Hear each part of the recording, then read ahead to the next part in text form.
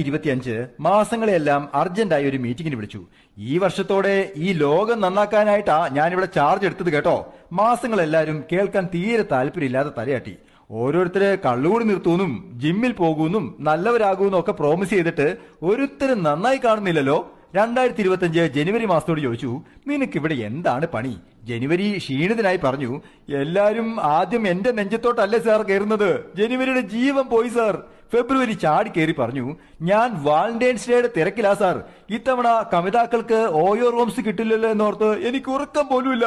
മാർച്ചിന് ആവേശം കയറി, എനിക്ക് ഹോളിയുടെ 100 കൂട്ടം പണിയുണ്ട്, എന്നെ വെറുതെ വിട്ടേരെ. അങ്ങനെ എല്ലാ മാസവും ഓരോരോ കാരണങ്ങൾ പറഞ്ഞ് തലയൂരി. 2025 ദേഷ്യം വന്നു.